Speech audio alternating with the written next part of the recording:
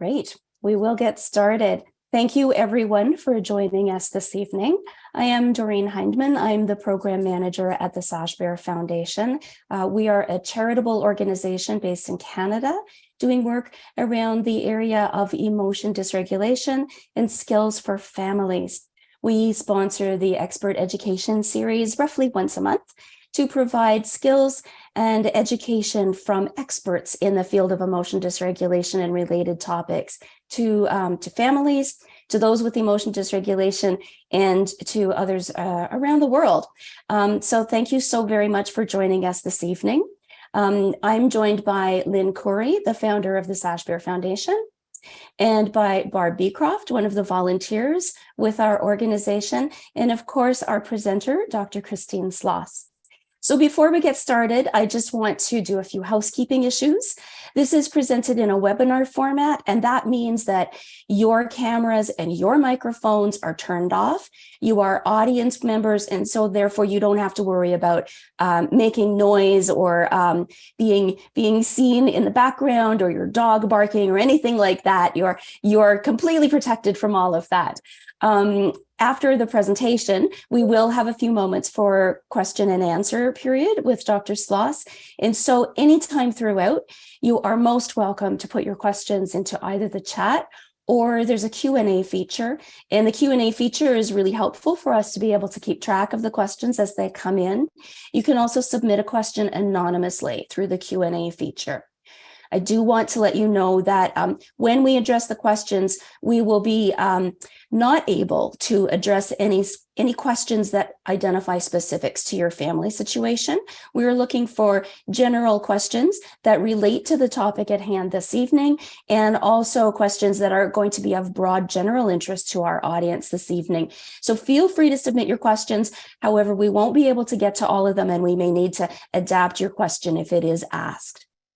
So I just want to say a little bit more again also about the Sashbear Foundation. As mentioned, we're a charitable organization. So please, if you find these presentations are helpful to you, please consider making a donation to Sashbear. And you can do that at any time through Canada Helps. Also, we offer the Family Connections program in addition to this Expert Education Series. And so if you're interested in the Family Connections program, that's a 12-week DBT-based program for family members. You can find more information about that program on our website, www.sashbear.org. And Barb will be putting links into the chat so that you can find this information throughout the presentation. So without any further ado, I will introduce our presenter this evening. Christine Sloss is a licensed clinical psychologist with over 25 years of experience working with children, youth, adults, parents, families, and couples. She treats clients struggling with mood and anxiety disorders, eating disorders, personality disorders, addictions, trauma, and relationship, parenting, or family issues. Christine has specialized in providing DBT, that's dialectical behavior therapy, to individuals across the lifespan. She is certified by the DBT Linehan Board of Certification, and I understand that's no small feat. She has a strong family focus and seeks to involve families, partners, or parents in treatment whenever that's possible. She completed her PhD in 2002 from DePaul University in Chicago. And after returning to Toronto, she worked for 8 years at CAMH in the Borderline Personality Disorder Clinic, the Eating Disorder and Addiction Clinic, the Family Addiction Service, and the Child, Youth, and Family Program. So she has broad experience in a number of different areas. And she has been in private practice since 2009 and founded Broadview Psychology, a clinic in Toronto, Canada, that specializes in providing dialectical behavior therapy. Christine, thank you so very much for being with us here this evening. Oh, and you're on mute, so we'll just ask you to unmute yourself and you can start. Good way to start. Wow. Thank you very much. I'm very excited to be here. I'm a big fan of Sashbear. I think Sashbear does tremendous work. And I'm excited to be talking about this topic because it is about families and helping families cope more effectively, helping them relate more effectively. And there's so much a need for that. And so I'm really glad you're here. It means that a lot of you are interested in considering how to be more balanced and effective in your relationship. And I will hopefully provide some ideas today of ways in which you might be able to develop healthier and more balanced relationships with the people you love. So I'm going to start by saying that relationships are incredibly important, and they are the source, unfortunately, though, they are the source of both regulation and dysregulation. They're the source of joy and they're the source of pain. This is a dialectical theme right from the beginning. And we need relationships, and we know from the research that people function better, that when they are in relationships, when they have social support, and that relationships and connection and social support are protective factors for a whole range of physical and mental health outcomes. Having said that, they can also be the source of pain. And probably many of you have experienced both sides of relationships, that joy, the connection, the love that you may have, with also the dysregulation, the pain, the grief, the struggle that comes with developing good relationships or being in especially romantic or long-term committed relationships. I'm going to share a few things about BPD. BPD stands for borderline personality disorder, because I'm talking to a population, or talking as part of the Sashbear Foundation, which particularly has focused on providing services to family members, to people who have BPD, who have emotional dysregulation, and who may struggle with suicidality, self-harm, etc. So there's a few things we know that have incredible implications for relationships. First of all, we know from the research that people with BPD are more emotionally sensitive, and they experience more intensity, reactivity, and instability, particularly of negative affect. They also engage in more emotionally driven, impulsive behaviors, and that's usually either to act out of their emotions or to act to avoid their emotions.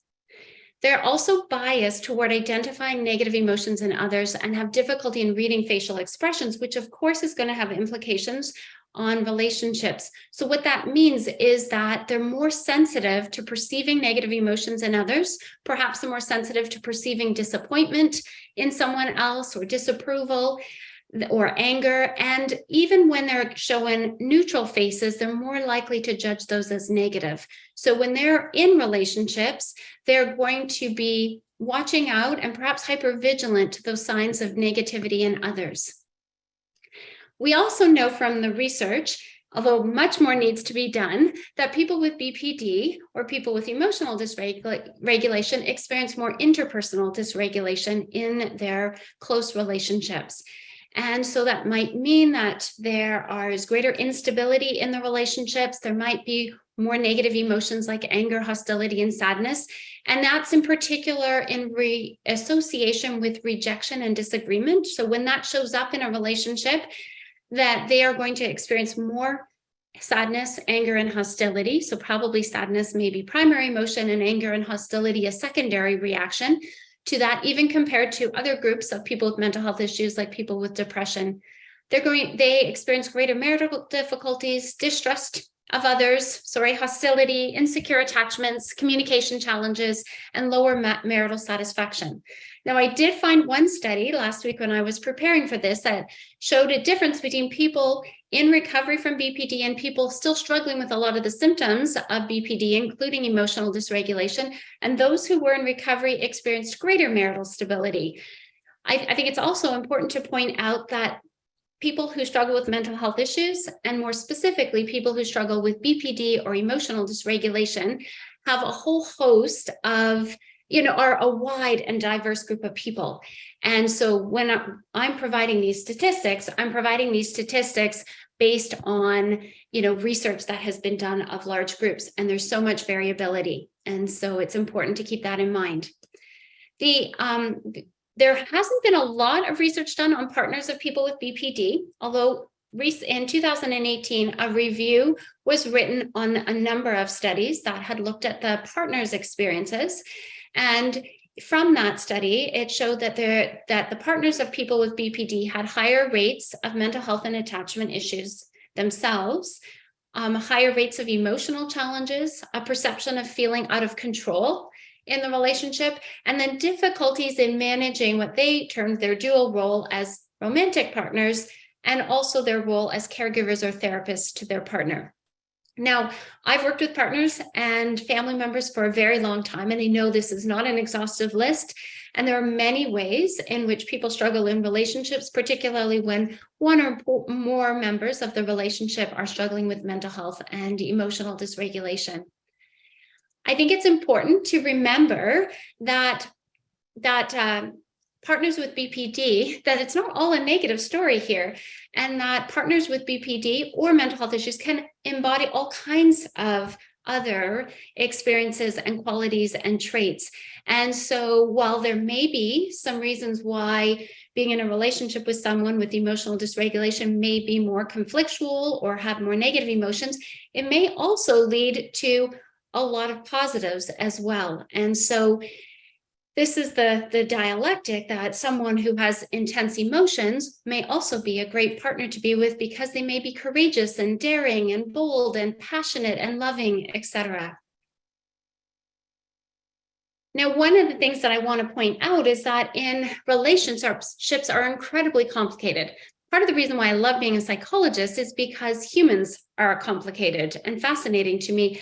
And you put two humans together or a family of humans together, and it becomes even more complicated and fascinating. It's also, and so that's important to know that when we bring two people together, whether somebody has a mental health issue or not, each person brings to that relationship their personality, their temperament, their culture, their backgrounds, their beliefs, their values, their physical mental health needs, their strengths, etc. And so all of that comes into that relationship. And so when I'm talking, throughout this presentation, I'm not just talking about how to be in a relationship with someone who has BPD or emotional dysregulation, talking about how do two individuals with their unique challenges, sometimes including mental health issues, how do they come together and become more effective and more balanced. I will show that the next slide here comes from Alan Frazzetti and his work with couples. And it shows, again, the complications and the transactions that happen. So this is an example of what we call a behavior chain analysis, which is something that we do a lot of in DBT, which is dialectical behavior therapy. And when we do a BCA, a behavior chain analysis, we're looking at everything that led up to some kind of negative or unwanted outcome and everything that happened after. And oftentimes the other people play a significant role in that behavior chain. And so when we can work, with couples, we can look at how their interactions played a role in leading to a particular kind of outcome that we may want to change.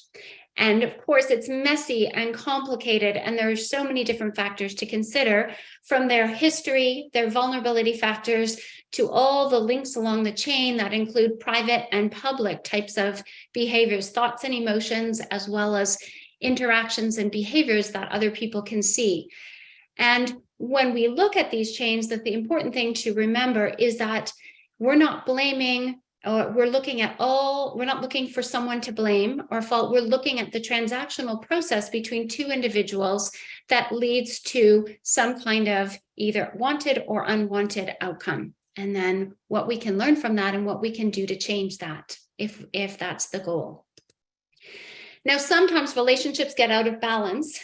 And I'm sure, I don't know how many people recognize this picture, but this comes from Dr. Seuss. And I quite like these characters. They are the Zacks, and they become completely embroiled in a power struggle with neither person bending or moving. And of course, nothing gets accomplished. So this would be an example of a very ineffective way of dealing with relationship problems.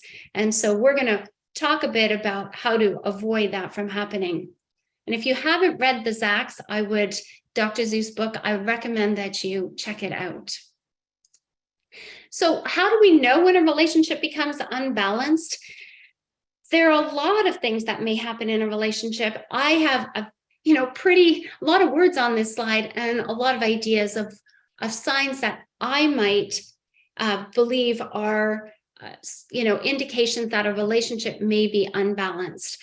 So I won't go through all of these. You can have a look at this. But why this is really important is because we can't work at rebalancing things if we aren't paying attention to the signs that something is not balanced, that something is going awry.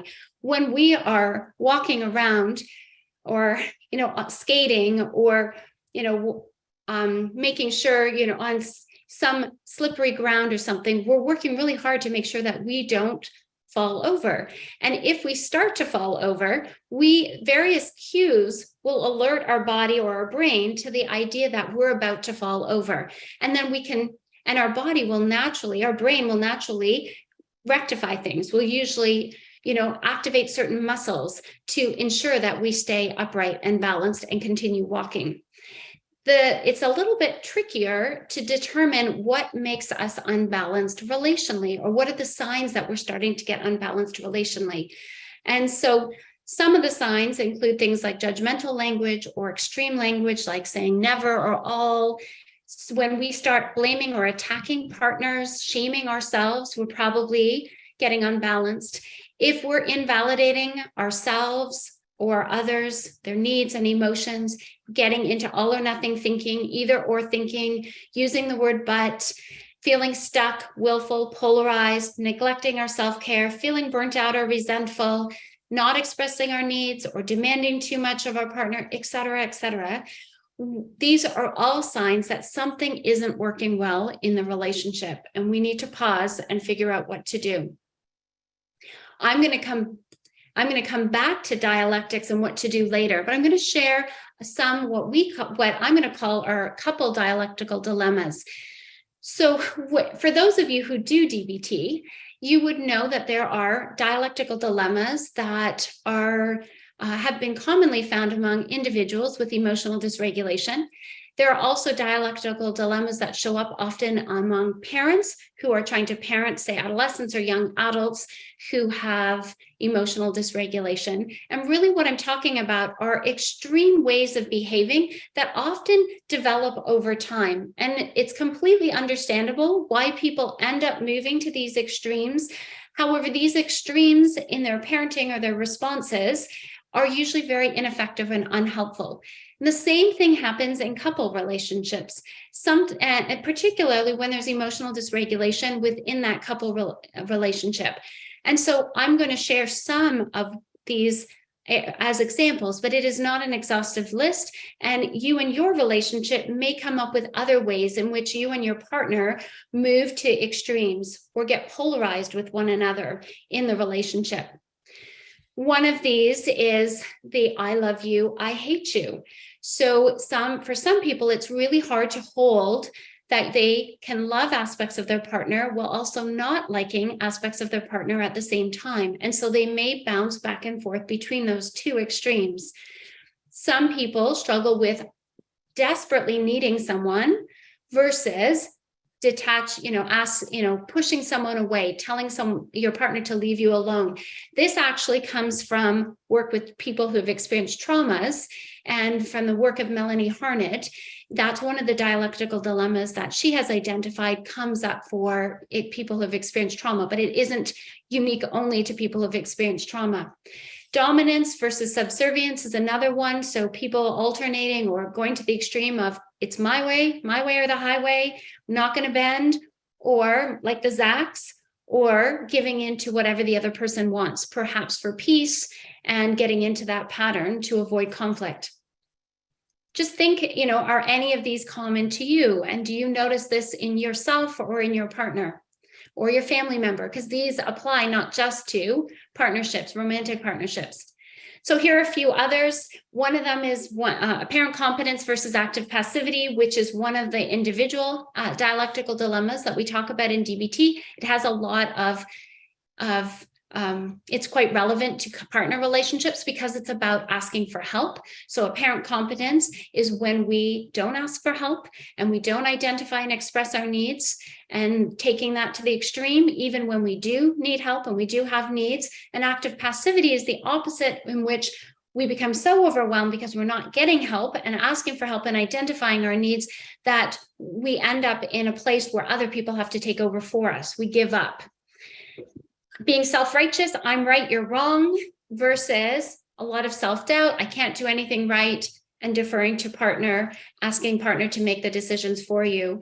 Having really rigid boundaries versus having very permeable boundaries that aren't helpful and don't keep someone safe are other examples of these kinds of extremes that may show up in your relationship. And often, as I said before, they don't start off that extreme, but over time, people move closer and closer to the extremes. And the farther you go in one extreme, if you're going to bounce back, you're going to bounce far to the other extreme. And of course, later on, I'll talk a little bit about what we do to try to avoid this from happening. One of the common behavioral tendencies that is unhelpful to relationships is this tendency of withdrawing and shutting down. And in EFT, emotion-focused therapy, which has done a lot of research in couples, there's a common cycle that they discuss and have found in their research called the pursue-withdraw cycle, also another dialectical tension or dilemma. And so I'm going to share this because this happens a lot in the clients that I work with and the couples that I work with. So a pursuer is somebody who tends to approach and for closeness or connection, their partner, they want to, they may ask for their needs to be met. And if their partner isn't available or shuts down or avoids, then that ask sometimes escalates to more of demands, which may escalate to criticizing, which may escalate to attacking the other person. And of course, they're doing that because they're feeling hurt, alone, sad, disconnected. They're wanting to connect with their partner. They're not doing so effectively. And so their partner is defending, shutting down, avoiding, perhaps because of protecting themselves from their own primary emotions like shame or inadequacy, feeling anxious or overwhelmed by the needs of the partner or how the partner is asking or being attacked. And so what happens is that the more they then shut down and avoid, the more the pursuer gets angry, secondary emotions, and frustrated and maybe anxious or scared or resentful, and so pushes harder. And the more they push harder, or perhaps move into attack, the more the person who tends to withdraw will actually avoid, perhaps leave the situation, etc. And this can go back and forth from one extreme to the other.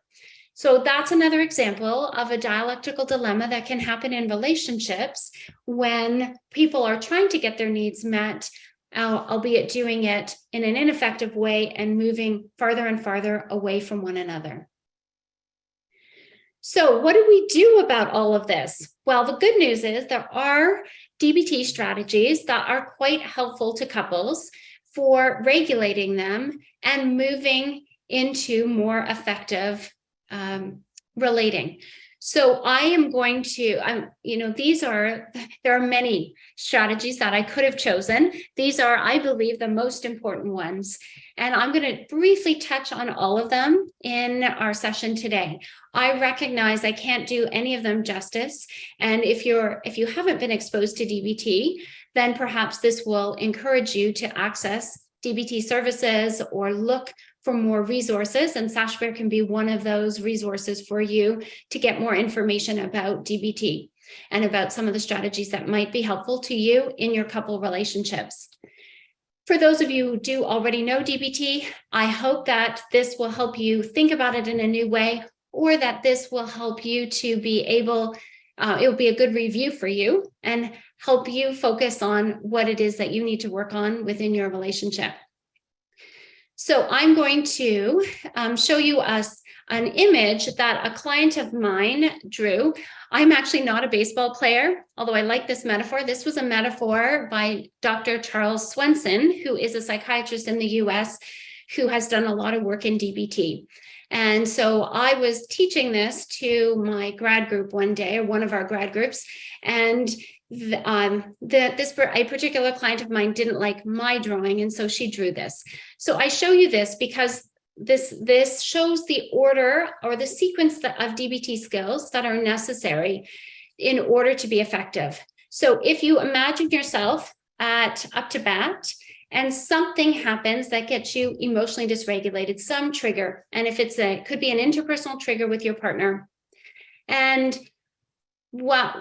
in order to figure out what to do, you actually have to run the bases in the order that this diagram shows. So going to first base, you're actually going to be mindful. So the very first step is that you're going to be come into the present and observe and describe without judgment. The second step, going to second base, is that you're going to work on accepting yourself, your partner, the situation, what you can't control. Then the third base is going to be validating. In the case of couples, it's going to be validating yourself and validating your partner, their needs, their emotions, your needs, your emotions. Only then can you actually move into what are we going to do about this situation. So at that point, you might be able to move into figuring out how to be more dialectical. You might be able to move into checking the facts, or dear man, or acting opposite, being assertive, problem solving, etc. However, you cannot get into problem solving mode until you've gone through the steps of being mindful, radically accepting, and validating. So we're going to touch base on those before we get into the action phase, the more change-based strategies that are useful. So first step in relationships, really important skill is stop, which is important because it helps you to not do things that are going to make a situation worse, that aren't going to hurt your partner or your loved ones.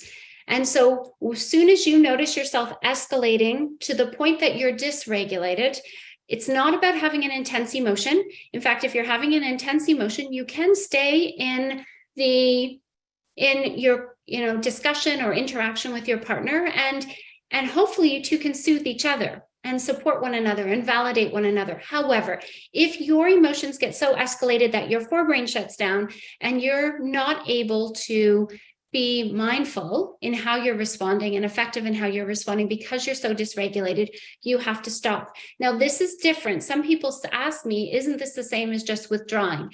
This is not withdrawal as a way to avoid. This is taking a pause because you know that you're not going to be effective in that moment, and you need to step back and take the time you need to be able to bring your emotions down, to regulate yourself, to soothe yourself before you return to deal with whatever issue or situation that you were doing. The hardest part about stopping is the actual stopping, because when we get riled up, we actually are not mindful and we're not paying attention to what's going on, and we're not thinking about the fact that we might be moving into ineffective territory. So what you need to do is ask your partner or ask yourself, ask your therapist, what are the signs for me specifically that tell me that I need to stop and take a step back? And that could be that, you're starting to have urges to become more physically aggressive. It could be urges to say things that are hurtful. It could be that you are feeling really tense in your body. It could be you're starting to get really agitated or restless. Maybe you're clenching your fists. Whatever the signs are that you are getting too escalated in the relationship, you need to pause. You need to pause in a non-hurtful way from your partner so that it isn't about abandoning them. It's like, and with taking responsibility, I need to take a break. I need to take a pause because I know that I'm not effective right now. I know that I'm becoming too escalated or too dysregulated. And then you take a step back and work on being mindful. Now, the important thing is we all know that when you're escalated and you're angry, especially angry at a partner, you will want to ruminate about that. You may want to rant or vent about that to a friend or someone else, ruminating about it, ranting and venting, saying judgmental things about your partner, collecting injustices, going through all the things that your partner has done to you. All of those things are going to keep you escalated. So if you actually want to be able to get to the place where you can go back into the relationship, then you have to work on breathing, maybe go take the dog for a walk, distract yourself, have a shower, for those of you who know DBT, you might be using a variety of distress tolerance skills like tip or accepts, improve the moment, etc. So once you know that your emotions are lower and you're able to observe a situation, you're able to observe and describe what's going on without judgment, staying in the present, then you can go back into the situation and proceed mindfully and effectively with your partner. And you might then, the two of you might then at that point decide that you're not going to have that conversation and you're going to postpone it till the next day. It is important, though, that you not avoid, because we know that pushing things under the rug is not going to help you become a stronger couple and become more resilient in dealing with issues over time. So it is important, if you take a step back, that you come back. And that's important for your partner too, to know that you can take a break and to regulate yourself and come back to the situation. You're not abandoning them or the relationship. And for some people, that can be really hard. If you have a partner who has a hard time letting you take a step away, because you need a step away, then you may have to have a conversation with that ahead of time too, so that they know what you're going to do. You may also have to turn off your phone. You may have to go in to the bathroom, lock the door, have a shower, so that you may have to go for a walk outside so that you're really able to get a break and take the time you need to be able to get back to your partner. So this is from Alan Frazzetti and Family Connections. You've heard this before, some of you. Open your mind before you open your mouth. And that's all about the stops go. So when you know that you're going to say something that is not going to be helpful, you have to stop so that you can get to a mindful place and be able to open your mind. And then you can return to the situation. Sometimes you can do that within 10 seconds within a situation. Many people do need a little bit of time and space, even if it's to go and have a glass of water and then come back. Mindfulness is incredibly important. I can't go into all the details of this. There are so many different mindfulness resources out there now on the internet, so many apps. I encourage you to actually practice mindfulness every day. And ultimately, it's about being present, being curious and open, paying attention to you, your partner, in the moment in a non-judgmental way. The really important piece of this is the reducing judgment. Judgment is the enemy to relationships. Blaming is an enemy to relationships. Nobody likes to be judged or blamed, and anybody who is judged or blamed is not going to respond in a helpful way and is only going to get defensive. So you need to work really hard at noticing and letting go of judgments and noticing and letting go of that tendency to blame. It seems like so innate in us to want to blame somebody else when we're dysregulated or upset. So focus on observing and describing the facts. Focus on paying attention to all aspects of you, your partner, the situation, not just all the things that you are upset about in that partner in that moment. And seek to try to understand yourself and your partner, because that will help reduce judgment. You also want to help move into wise mind, because in wise mind, you're going to be operating in a way that your emotions are not in control, or your reasonable mind is not in control, and you'll operate in a way in line with your values and goals. And one of the benefits to taking that break and getting mindful is that you can move into wise mind. You can tap into that part of you that knows what's effective, that part of you that can be willing to do what makes sense in the moment. And it's often a more middle path place. You also need to focus on relationship mindfulness, and this also comes from Alan Frazzetti. I should put a plug in that if you haven't watched Alan Frazzetti's DBT Skills for Family Members, do so. It's a fabulous presentation, and it's really, and I'm trying to make sure that I'm covering other things, and so I would recommend that you watch that. If you find this helpful or you have more questions, that you go to his presentation with Sashbear. So relationship mindfulness is not just being mindful of yourself, but being curious and interested in your partner, observing and describing what you can about your partner, and reminding yourself of what it is that you care about, what's important to you in that relationship. What are your values and goals in that relationship?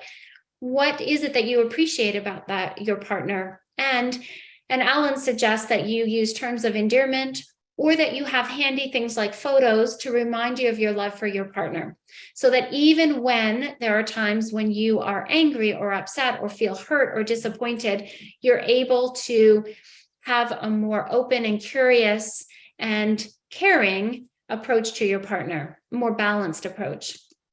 Now, once you have been mindful, you can move into radical acceptance. And everybody struggles with this. And essentially what you're trying to do is to open yourself fully to accepting your partner, your relationship all the way. And the way your partnership and your relationship is in this moment. It doesn't mean you have to accept a potential future outcome. It just means you're accepting what has been and what is currently. It doesn't mean you have to like it. It means that you are opening yourself up to the reality and letting go of fighting reality, because the fighting of reality only takes energy and resources away from you being able to actually cope with the reality of your moment. I have on this slide lots of different things that you would probably need to radically accept. I'm not going to go all through those, and then because we have such limited time, but essentially you're wanting to accept everything about you, your partner, all of them, and your relationship as it is in any given moment. And that includes sometimes accepting the reality, which may be different from what you had dreamed or hoped would be the case. Once we've radically accepted, we can move into validating, and that means validating ourselves and validating others.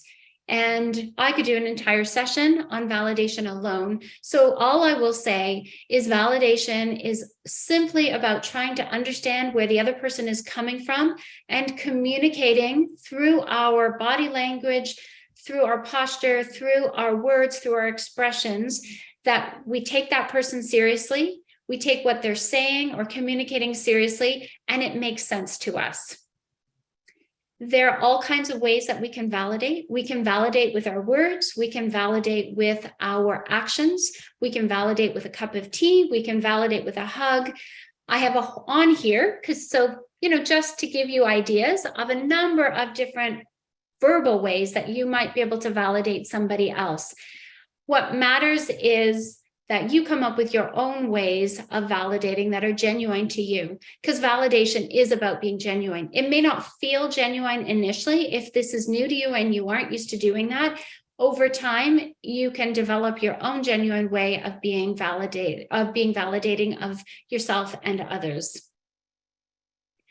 So once we have run those three bases, we actually are probably quite regulated and in a good position to be able to manage couple issues. And that might mean we might better be able to communicate.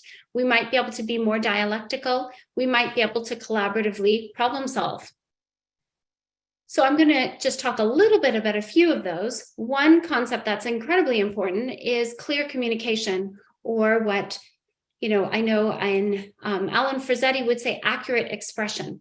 So accurate expression or clear communication is communicating what our primary emotions and needs are to another person. A lot of times when we get upset, when we get dysregulated, we have primary emotions that they become bigger and bigger. And on top of those primary emotions, we have secondary reactions to the primary emotions. And we often end up communicating our secondary reactions to our partners. And then it's hard for them to truly validate us because we're not actually expressing our primary emotions. So an example is when we feel hurt, instead of saying with our hurt and communicating our hurt, which is really may make us feel really vulnerable, we instead move to a secondary emotion of anger. And we communicate the anger, and partners have a much harder time validating anger than validating hurt. When we express hurt or sadness, they can feel compassion and understanding for us. When we express anger, they may feel attacked and attack back, which actually further escalates us. So we do have to really work hard at allowing ourselves to identify what those primary emotions and needs are and communicating those primary emotions and needs, because that will actually help our partner to be able to understand where we're coming from, to be able to validate us. And then, of course, as they validate us, we're our emotions are going to come down, and we're probably more likely going to be able to continue that discussion or the communication in a way that is effective. We have Dear Ma'am is one way that we can work on communicating more effectively in DBT, and that includes describing things in non-judgmental terms, expressing our primary emotions, thoughts, and reactions, asking for a need, asserting our need, and then helping our partner understand why that would be helpful. I'm not going to go into it in great detail. For those of you who want to know more about it, there are YouTube videos on Dear Man. You can look at that. Here's a quick example of someone using Dear Man to be effective in communication. I noticed that you got home late last night. I was scared and worried about you. I would like you to let me know if you're going to be late. If you do so, I will be less anxious and angry and will be more pleasant when you get home. So if we've done all those things, we can actually move into being more dialectical. In fact, we're probably already more dialectical just naturally if we have been able to be mindful, accepting, and validating. In fact, being validating requires a certain level of dialectics. Let me just say very quickly that dialectics in DBT has to do with being able to hold opposing truths that maybe coexist at the that may be present at the same time, be able to synthesize contradictions, differences, conflicts, conflicting needs, conflicting emotions, etc. So here are just some metaphors of photos that I think represent dialectics when we look at like the old and the new in the Royal Conservatory of Music here in Toronto, or dark and light and how they can coexist, life with death, or growth with dryness. And we find all kinds of dialectics within our relationships. These couple dialectical dilemmas that I brought up earlier are some examples of some of these dialectical tensions.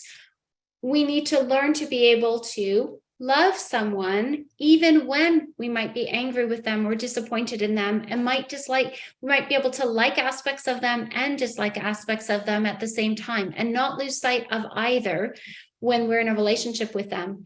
We have to be able to defer sometimes and to our partner's needs and wants and wishes, and sometimes we have to assert ours. And there will always be conflicting needs between the two of you, or conflicting desires, and we have to be able to synthesize those. The idea behind dialectics is that no person's need or emotion or opinion or perspective is more or less legitimate. They're different, and we have to figure out what we're going to do with those opposing needs or perspectives, and how we're going to hold both of those on an even playing field and figure out what to do. Now, what we do with them is going to vary from circumstance to circumstance.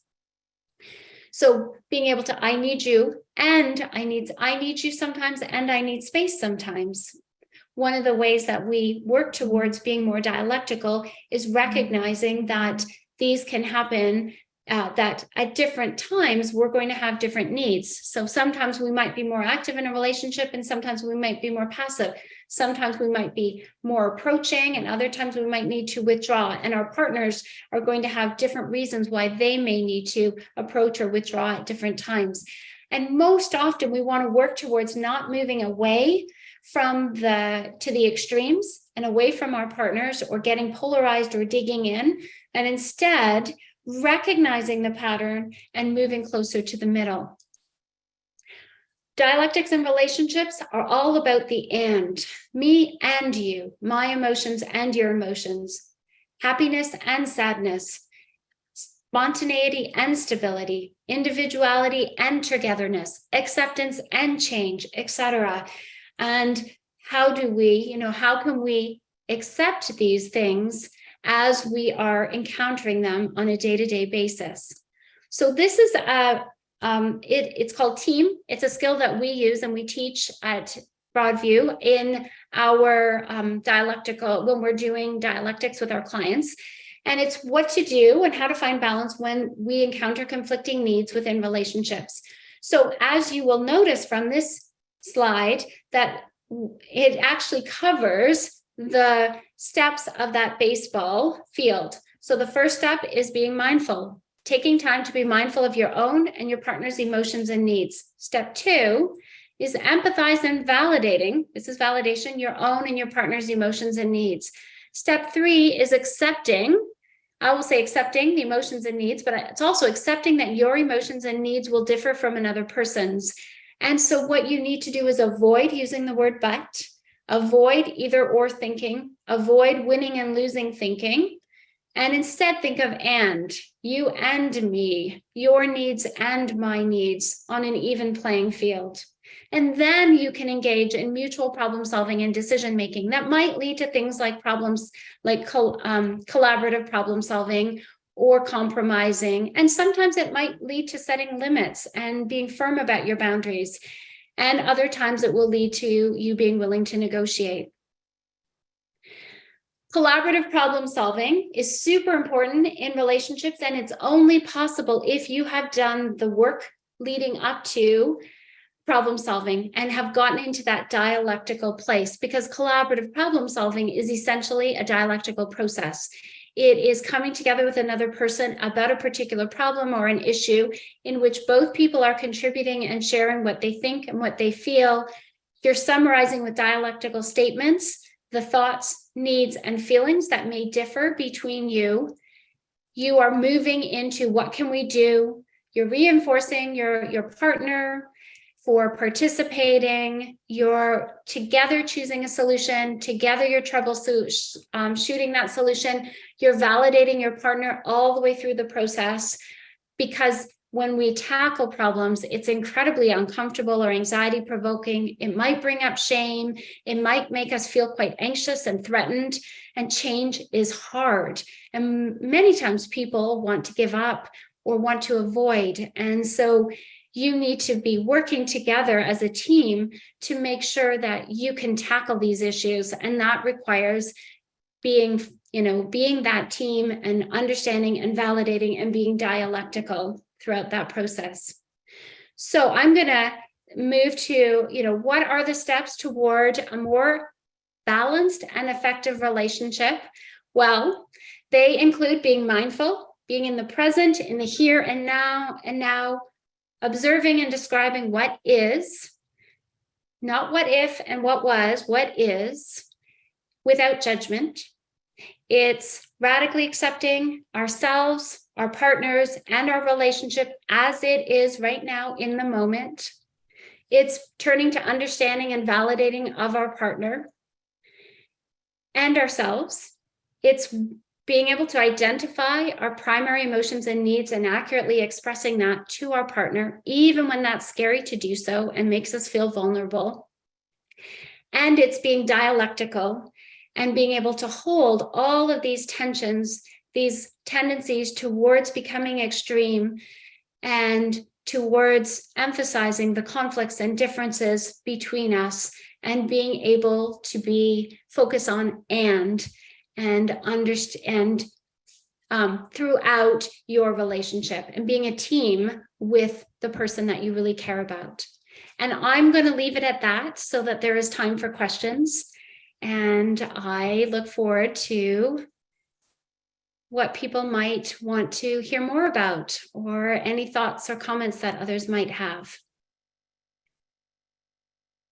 Great. Well, I have to say, first of all, any presentation that includes baseball and Dr. Seuss is like, okay, I'm right there with you. That was great. Thank you so much. And such clever ways to kind of help bring us into what you are sharing with us. Thank you so much. So I'm going to start with sort of that first level frustration question that so many people, I'm sure, bring to you. So what if you use some of these skills and you feel like you're using them quite regularly and quite well, and your partner still does X, Y, Z, whatever it happens to be? They're blaming, they're aggressive, they're withdrawing, they're all of those things. Yeah, right. So, of course, part of the equation is that we need to work on ourselves to increase the likelihood that our partner will actually be able to respond in a more effective way too. It's a dance. and we have to take ownership over our part of the dance. Having said that, just because we are being effective, just because we are using these strategies and skills, doesn't necessarily guarantee that our partner will be able to also do so, because it's hard. This takes a lot of work, a lot of support, perhaps a lot of phone coaching, a lot of time. And so it is very possible that your partner might need more support, that you as a couple might need more support in being able to implementing some of these strategies. I would recommend that you access couple therapy if you can, or get on the list. It's really hard actually in Toronto. It's hard to get on there's wait lists for couple therapy all over the place. However, get on a wait list for couple therapy. Even if you decide not to go, at least you're on a wait list. I would recommend that if your partner is in treatment, if we often involve partners in treatment, and I will sometimes bring partners in, and sometimes we work together, even though that's not strictly couple therapy. So if your partner's therapist, if they're in therapy, is open to you being involved, awesome, take advantage of that. You may also have to access your own supports and services to try to help figure out what to do. And there are times, I didn't go into this, but there are times when as a family member or a partner, you may have to set boundaries or set limits. You may also have to use behaviorism. We all respond to behaviorism. And that might mean that you can't, if your partner is being aggressive, you may have to go out for the evening. You may have to go and hang out with your friends, and you may not be able to be around, both for your own safety and also to make sure that your partner is aware that you will be there if they're effective, if they're not being effective, and perhaps engaging in problematic, ways of responding that might be hurtful to the relationship. You're going to have to set boundaries in order to protect you and them and the relationship. If you allow them to actually hurt you or continue a conversation that's very hurtful, that's not good for them either. If they're emotionally dysregulated, they don't want to be hurting you. Nobody wants to be ineffective or hurtful in a relationship. And so if you are the more regulated person in a relationship encounter, you may have to be the one to say stop, because that other person may not have the skills to be able to contain themselves in that moment. I could go on and on about this, but I'm going to stop because there's only so much I can probably say in this kind of a webinar. Yeah, that's great. Can I just pick up on one of the very first things you said was to look for couples therapy, and you're specifically talking about somebody who's coming from a dialectical behavior therapy perspective.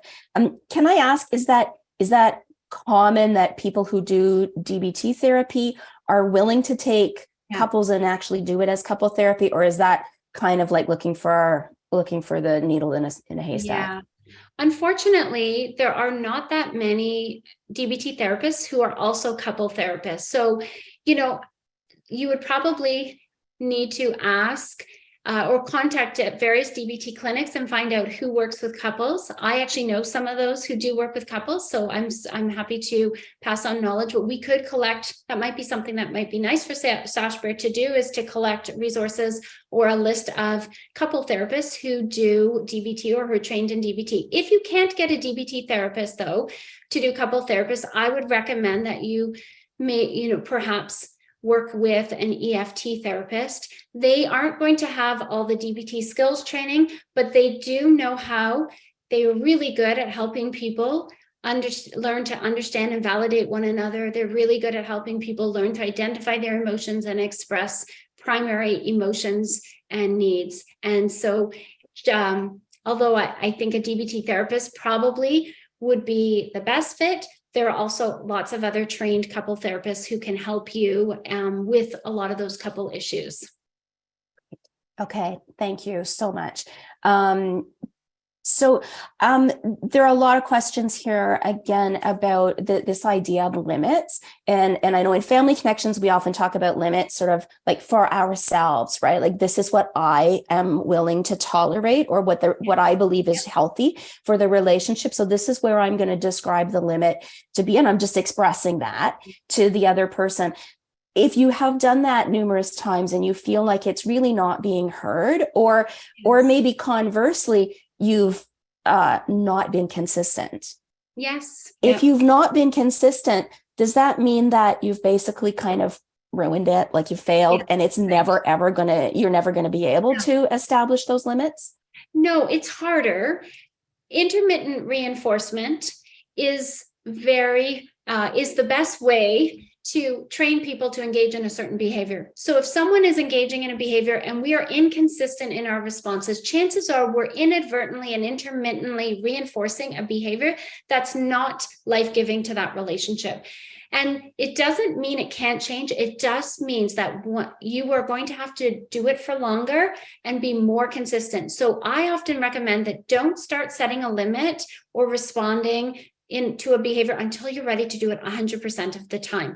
And that might mean you need support from friends or family members or a therapist, because if you even give in one time out of 10, your partner is going to be confused and going to think that, oh, well, if I eventually do it enough times, sometimes you're going to give in. And it's really important that you stay firm and strong if this is like an important value, important goal of yours in the relationship. So no, you can keep trying. We all make mistakes. We are all fallible, and it's incredibly hard in life. Life throws all kinds of curveballs. So we may try to be consistent and something happens and we're not consistent. It's a work in progress. Keep trying, keep going. You will eventually get there. Thank you. And a lot of people are asking for a little more information about EFT. Can I just clarify for people, that's emotion-focused therapy, is that right? Yes. Okay, emotion-focused therapy. And Barb, maybe you can just write that out into the chat so people can see that. Now, there's a couple questions that came in that are asking specifically about situations where somebody's behavior is more about withdrawal.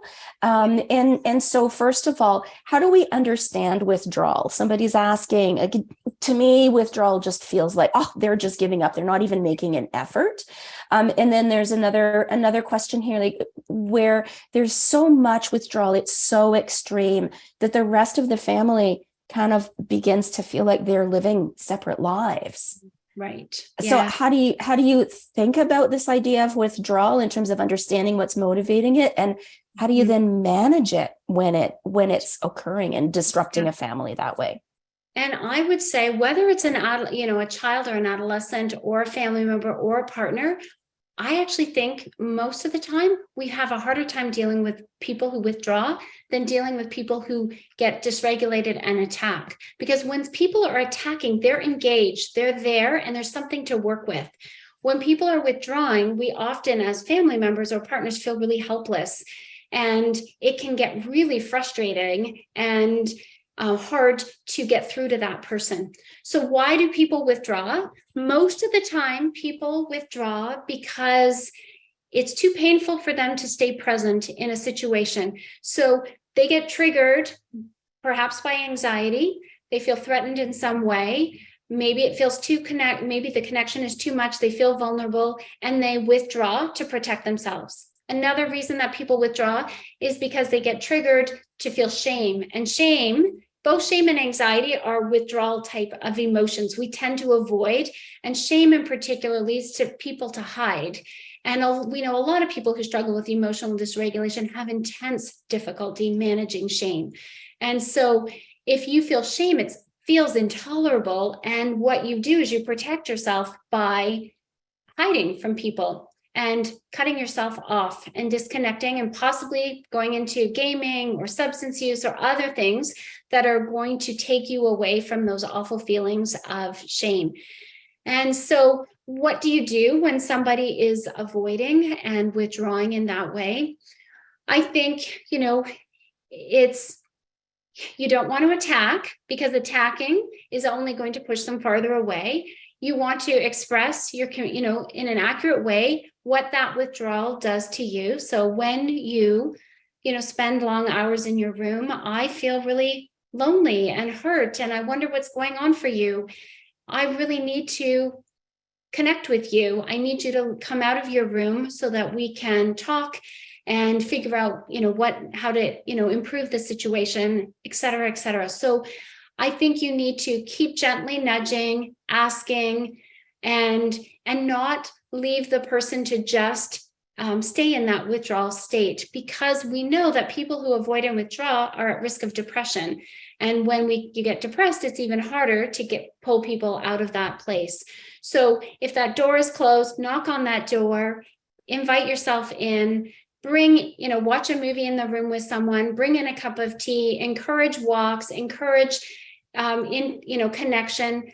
Pets can sometimes be helpful to bring someone out of their shell a little bit, but keep working on helping that person to be able to be present. Now, it also requires that you be really careful not to be judgmental if they are actually sharing and present, because that may just shut them down again.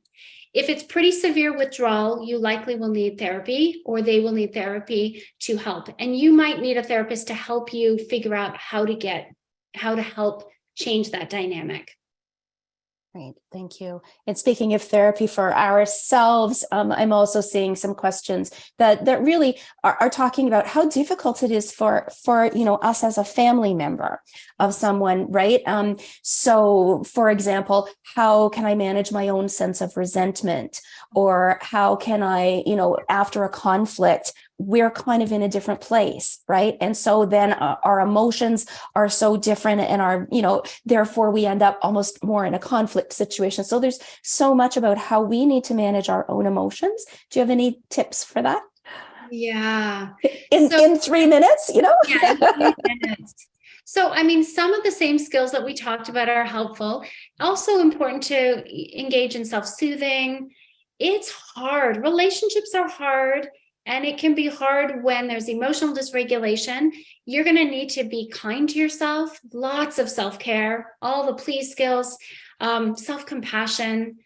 Give yourself a break sometimes. We all, you can only do this for so long, and you have to know what your own limits are. And you're going to need to take vacations, mini vacations, or actually full vacations. You really have to balance your needs with the other person's needs. And so if you're in a difficult situation where there is a lot of conflict and emotional dysregulation, you're going to need a huge dose of self-care and support from other people to manage that. Okay, thank you. I'm just scanning through. Barb, if you have a burning question that you would really like to have asked, I'm just scanning through to find one last question here, because I know we're almost out of time.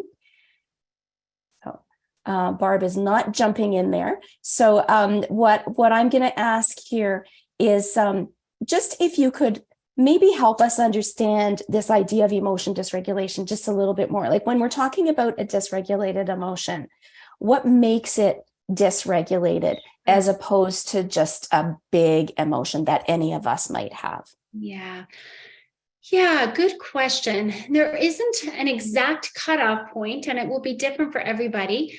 I think when we're talking about emotion dysregulation, our emotion is in the driver's seat, and it is in control of us, rather as opposed to us identifying and being mindful of having an intense emotion that we're experiencing. So with emotion dysregulation, there's no separation between us and the emotion. It's like we're consumed by that emotion, we're controlled by that emotion, and we're not able to access our wise minds, our ability to think about what is effective in a given moment. And it often feels very overwhelming to the person. And it often includes what I call those primary emotions, with lots of additional emotions that are piled on top of that. So you initially maybe feel hurt or scared. And then on top of that, you feel anger about being hurt. And then on top of that, you feel shame that you're feeling hurt and being angry. And it becomes this big pile and this complicated, like yarn, all tangled up, in which you almost don't even know what to tend to or what not to tend to. And so then you tend to either shut down, dissociate, or act out and start attacking or blaming or, engaging in problematic ways of coping, because it feels also overwhelming to you. Right. Okay. Thank you. I'm sure that's really helpful to some people out there. Do you have time for one or two more questions? There are some that are really, really good, and I just hate to leave people hanging. One question here is just around, and I'm sure this is part of a much broader question, but how in a partner relationship you might end up feeling so much like a caregiver. Yes. That the romantic or sexual relationship begins to suffer. So Yes. some thoughts on how you would approach that and separate those things. Definitely. That's really common. And I think in that situation, really things like that's an example of a relationship getting out of balance. And it's not a holistic relationship. It has become more of a caregiver relationship. And that I didn't include that as one of the dialectical dilemmas that we see in couples. And yet that is one of the extreme responses that can happen, is that people get into these roles and there isn't room then for that person to be just a romantic partner.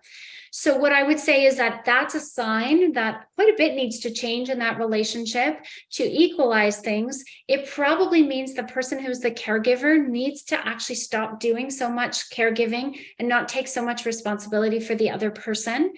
And it may mean that that other person needs to get more caregiving from other sources, whether it's other family members or friends or from therapy or treatment or whatever, so that the partner can actually just be a partner sometimes. It may also mean that the caregiver needs to, the partner needs to actually be quite mindful of when and how much caregiving they're doing and work hard against that pull towards that role. It's a bit like, when we're with someone who's actively passive, and some of you may not know that term, but it's when someone is quite so overwhelmed that they're almost paralyzed and they actually turn to their environment, including partners, to take over for them, to caregive them, to care for them, to make decisions for them, etc. It's really hard not to give into that, except if we do too much functioning, if one person becomes an over functioning and takes on too much of a caregiving role, it keeps the other person from actually being able to learn how to function themselves.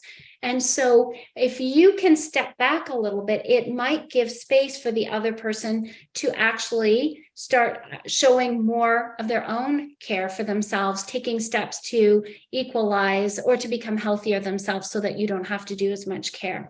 It's a dance, remember? So, and it's totally understandable if you end up in that extreme caregiving role. And one way to change that dance is to step a bit closer to the middle. And hopefully your partner can start stepping closer to the middle as well in taking more care and taking on more ownership and responsibility for their own well-being. Great. Thank you. This will be the last question, promise. Okay. So the idea that things might get so bad in a relationship, and particularly around like maybe control around abandonment issues, or sort of aggression and that kind of thing, those things that can be really toxic in a relationship. Maybe that's a judgment, you might want to correct me on that, but at what point does somebody who's maybe looking in from the outside feel that they need to intervene or to suggest that maybe a relationship should end for the health of the other partner? Is that something that we should be thinking about, and how do we navigate that kind of situation when we see that a relationship really doesn't seem to be healthy? Yeah. In an ideal world, we would all be surrounded by loved ones. Every relationship would have a lot of friends and family to support it, and people that could, give feedback, honest and caring and loving feedback if they see things going wrong. So if you happen to be a loved one of someone who is really struggling in a relationship, I do hope that you have the courage to be able to go and check in with that couple or the individual in that couple and ask how it's going, ask what their experience is like, ask what they are needing, and see if you can support them. And you may, if it is your opinion that they may need to separate from that relationship, you can share that and express your concerns. Obviously, they are adults and they make their own choices. And many people stay in difficult relationships, and it's not always the fighting that determines how long people stay together or not.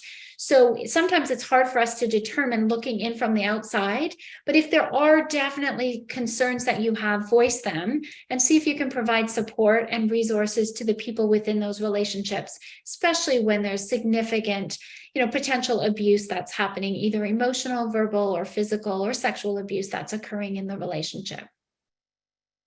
Okay, thank you so much. I think we need to leave it there. We still have so many questions, and hopefully the answers that you've provided, maybe people can infer from some of the things that you've said and how they can apply some of the same answers to the types of questions that they've asked. So I want to say thank you very much for having done this. I want to let our audience know that this presentation has been recorded and it will be posted on the Sashbear website and on the Sashbear YouTube channel within a week or two, once we clean up all the little editing oddities. Christine has also very generously offered to share her slides with anyone who might be interested in referring to the slide deck afterwards. And if people are interested in receiving the slides, please email us at programadmin@sashbear.org. And you'll get an auto reply on that email address because Joanne's on vacation for the next few days. But I promise she will see the emails and she will get the slides out to you next week. So with that, I want to just remind everyone out there as well, again, that we're the Sashbear Foundation. And so you can find out more about Family Connections or about the other expert ed programs that we've offered in the past by going to our website at sashbear.org. And you can make a donation to us to help the work that we do through Canada Helps. And thank you so very much, Christine, for having been here with us and having enlightened us not only with Dr. Seuss and with baseball analogies, but with such really amazing content and such thoughtful and compassionate answers to the questions that our audience raised. Thank you so much for being with us today. You're welcome. Take care, everybody. I wish you all the best in your relationships. Thank you so much. Good night, everyone.